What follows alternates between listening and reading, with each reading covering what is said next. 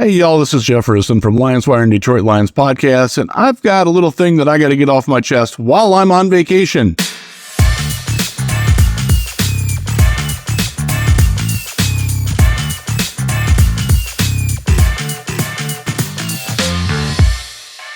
I am on spring break with my kids and wife, and we're checking out some college tours while we're here in Texas. And I need to take a little bit of time out because I keep seeing mock drafts. I'm addicted to them. I can't stay away from them. I'm just like you on that. There's a couple of players that are getting mocked to the Lions fairly regularly that don't make sense to me at all. And I want to kind of debunk those or explain why I don't think they're good ideas or good fits or going to happen. And the two players are Pittsburgh defensive tackle Calijah Kancey and Georgia cornerback Kelee Ringo. And the reason why they're not great fits is kind of the same, even though they play different positions. And this goes back to something that we hear from Dan Campbell a lot. If you listen to Dan Campbell, especially after losses, after games, and he talks about MAs, missed assignments on defense, and they're a cardinal sin curse word to him. MAs in the secondary is a massive reason why Aubrey Pleasant was sent packing last season, because his cornerbacks and defensive backs were not, they weren't responsible with their assignments. They weren't communicating very well. They just weren't getting it done. It's one of the reasons why A.J. Parker got cut as a slot corner, because he kept missing assignments. Now I look at, we'll start with the secondary with Ringo. Ringo's a really talented player, sometimes. If you've watched Georgia, you know he is a playmaker. He's really very athletic, supremely athletic. He's a smart guy. He's a confident guy. You like all those things for Detroit. But then you watch the game tape and like, wow, where's Ringo? Like somebody just completes a deep pass. Hendon Hooker throws a deep one to Jalen Hyatt, and Ringo's supposed to be there, and he's not even in the camera frame. And that's just an example, but there's a lot of that on Kelee Ringo's tape the entire time he's at Georgia. Like, he's really good, except for when he's not. And when he's not, it's because he's not playing within the structure of the defense as designed. He's freelancing, or he's misreading what's going on.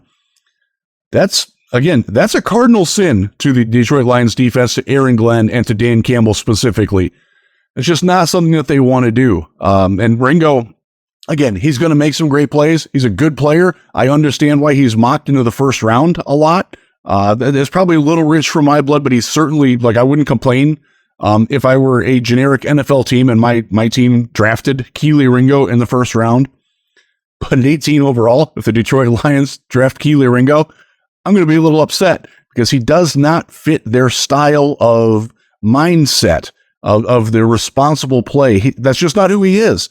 It doesn't mean that he's, bad. It's just different and not what the Lions necessarily are looking for in their cornerbacks. There are other options that are better at 18. Deonte Banks makes a lot of sense. Devon Witherspoon, who I do kind of think is going to be there at 18 now. The more that I look around and try to get more information as I can, I think there's a fair shot he's there at 18. I know he keeps getting mocked at 6, but I don't see that at all.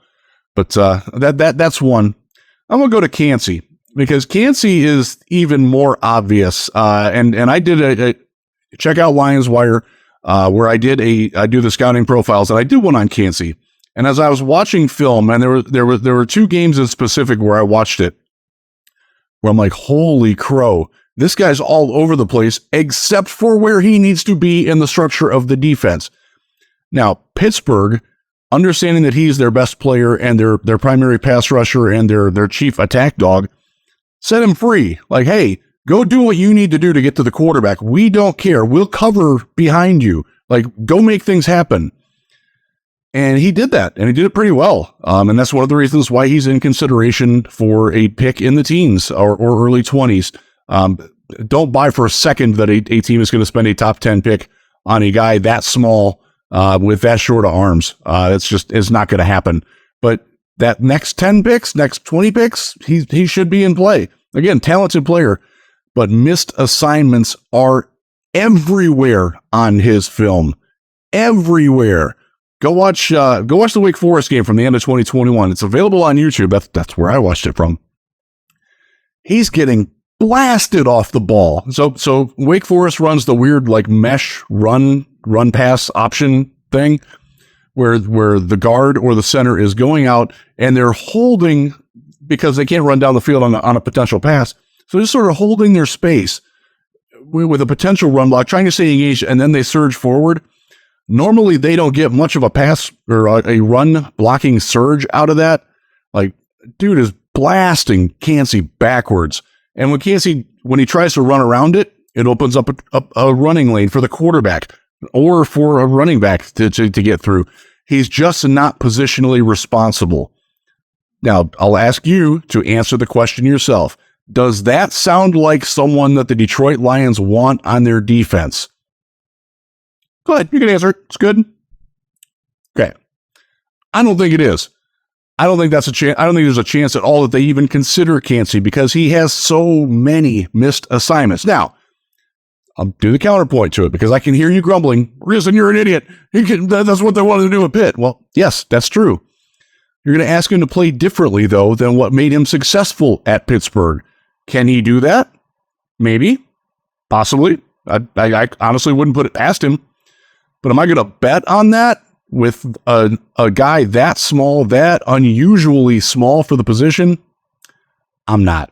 You know what? I don't think Brad Holmes is either. So, again, two talented players in Ringo and Cancey that deserve draft love. Like, they're legitimate, top 40 picks, probably first-round picks, and they can go to teams and become successful. But I don't see them being able to come to Detroit and be successful in the current structure of the defense under Aaron Glenn and Dan Campbell. That's what I think anyways. Be good to each other.